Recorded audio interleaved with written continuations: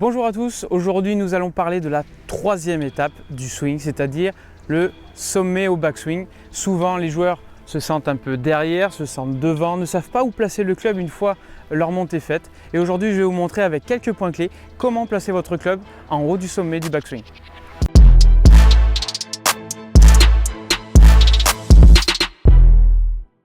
Travailler sur le plan du swing est quelque chose de compliqué, surtout quand on le fait seul. Il est difficile à chaque fois de reproduire la même chose.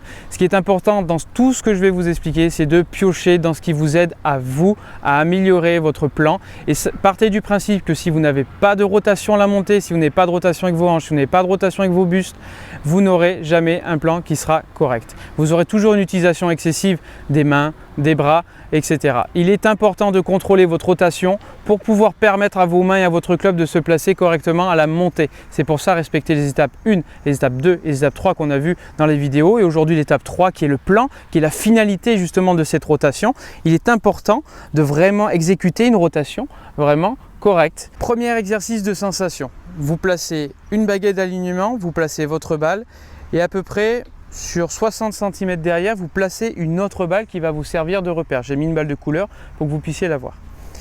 Vous placez au niveau de votre balle et vous prenez votre club de moitié. Vous placez au-dessus de la balle. Vous faites votre première étape de montée avec les gros muscles. Deuxième étape, armement. Votre club se trouve parallèle au sol.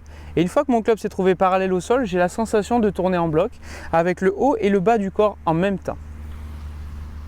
Maintenant, ce que je vais contrôler, mon seul point clé de contrôle, ça va être mon club. Mon club va pointer en direction de la balle qui est au sol. Vous pouvez également prendre une baguette. Première étape, gros muscle. Deuxième étape, armement. Troisième étape, contrôle. Est-ce que ma baguette pointe en direction de la balle? Ça veut dire que oui, je suis dans la bonne direction. C'est-à-dire que si je laisse ma baguette continuer dans ce sens-là, ça veut dire que je suis bien placé au niveau de mon plan. D'accord?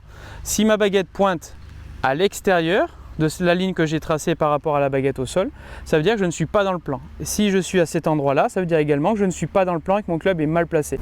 Vous montez, vous armez, et là vous avez vraiment la sensation de tourner en bloc. Et là on contrôle que là mon club pointe bien en direction de la balle. Basez-vous dans un premier temps sur des sensations. D'accord? L'idée c'est vraiment d'avoir une sensation de monter et de tourner en bloc une fois que j'ai fait mon armement. Et là vous pouvez contrôler que votre club est bien placé. Si vous vous retrouvez comme ça, c'est qu'il y a un souci. Si vous vous retrouvez comme ça, c'est que c'est pas dans le bon plan également. On va essayer maintenant d'allier sensation et visualisation. C'est-à-dire qu'une fois que vous êtes placé, que vous avez fait votre exercice avec vos mains à moitié du club, une fois que vous êtes monté comme ça, la sensation que vous devez avoir en termes de point de repère visuel, c'est votre bras gauche doit être parallèle au sol, d'accord? Vous ne devez pas avoir les sensations d'avoir votre bras qui est monté vers le haut comme ça. Donc, première sensation, premier repère visuel, bras gauche parallèle au sol. Deuxième sensation et deuxième repère visuel, moi j'ai la sensation d'avoir tourné derrière la balle, j'ai l'impression que mon épaule gauche est derrière ma balle et pointe en direction de ma balle, pas qu'elle pointe en direction du ciel. Troisième repère visuel et troisième repère de sensation, moi j'ai l'impression d'avoir vraiment mon poids sur le talon droit. J'ai l'impression d'avoir ce poids sur le talon droit, d'avoir la fesse droite qui a poussé vers l'arrière, pas une fesse droite qui est retenue vers l'avant avec une jambe fléchie. On peut même tendre la jambe pour essayer de le ressentir. Une fois que vous êtes là, vous poussez vers l'arrière, le poids va se retrouver 80% sur le talon droit. Et une fois que vous êtes là, votre ceinture au niveau de la hanche doit pointer derrière, votre buste derrière, et vos mains et votre club doivent être face à votre poitrine, c'est-à-dire que votre club se retrouve entre vos deux bras. Si votre club se trouve à l'extérieur, vous êtes mal placé. S'il se trouve à l'intérieur, c'est que vous êtes mal placé également. Si vous arrivez à placer votre club comme une ligne en face de vous et avoir tous ces repères visuels et cette sensation, c'est que vous êtes bon. Je vais faire l'inverse pour que vous voyez vraiment la différence en termes de résultats. Je vais venir appuyer sur le devant de mon pied et je vais garder la jambe droite fléchie. Voilà, là j'ai une quoi comme sensation, j'appuie sur le devant de mon pied, mes mains sont pas bien placées du tout. Mon club vient se coucher un petit peu vers l'arrière. Mon bras gauche, je sens en tension derrière dans le bas du dos. Donc là, je ne suis vraiment pas en termes de sensation et de visualisation dans le format du plan que j'essaie de mettre en pratique. D'accord? C'est pour ça qu'il faut vraiment que vous preniez le temps de vraiment sentir, vraiment vous placer et prendre un ou deux points de repère qui puissent vraiment vous aider. Moi, ce qui m'aide vraiment, c'est sentir vraiment mon poids venir sur l'arrière de la jambe droite, donc le talon. Ma fesse venant pousser derrière comme s'il y avait un mur ici. voyez, je viens ici, je me mets en place en position neutre, je viens, tac, ma fesse vient chercher ce mur. Donc ça veut dire que ça amène automatiquement mon poids sur la jambe droite. Et si ça amène automatiquement mon poids sur la jambe droite, qu'est-ce qui se passe? J'ai une rotation des hanches, j'ai une rotation des hanches, j'ai une rotation du buste. Et donc j'ai beaucoup plus de facilité à avoir ce bras gauche un peu plus tendu et avoir mon plan qui est respecté une fois la montée. Je vais vous donner les différents points clés en termes de sensation, en termes de visualisation, mais de face. Quand vous êtes placé ici, ce qui est important, voyez, je viens chercher mon poids à droite, ma hanche est tournée, mon buste est tourné, mon bras gauche est parallèle au sol par rapport à la ligne que je vois au sol, mon épaule gauche pointe bien derrière la balle.